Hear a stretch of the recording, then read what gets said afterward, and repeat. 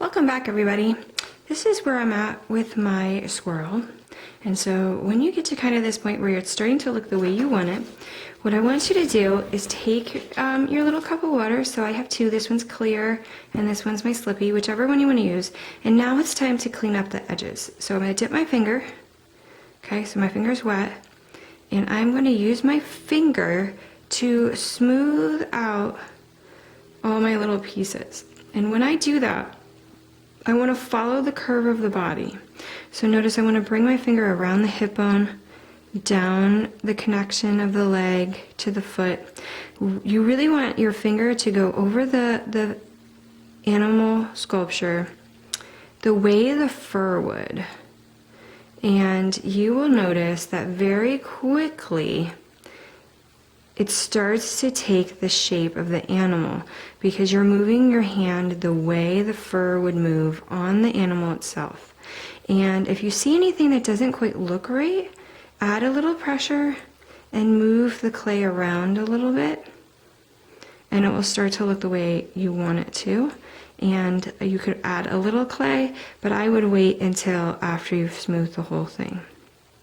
So notice I'm just moving around the clay, little damp finger, which creates a little slip on the surface, and I'm moving around the figurine the way the fur would be on it.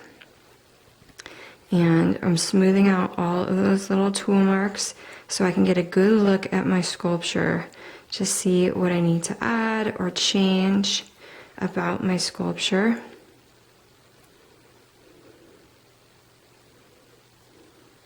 All these areas that are just a little thick, we'll take care of that after we get it all smooth so that we can see how everything is looking on the sculpture.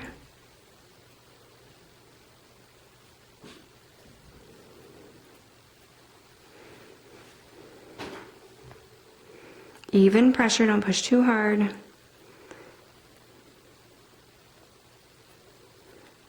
Remember, follow the movement of the fur. Fur runs just like your hair does due to gravity, but it's also going to curve around all those little appendages on its trip down to the tip of the tail. For the head, it goes from the nose back.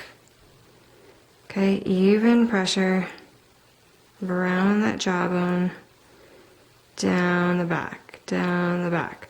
All right, so notice now I'm getting a really good look at it. Look at it from all angles. Decide where you want to add or take away clay. Okay? In the next video, we will add eyeballs.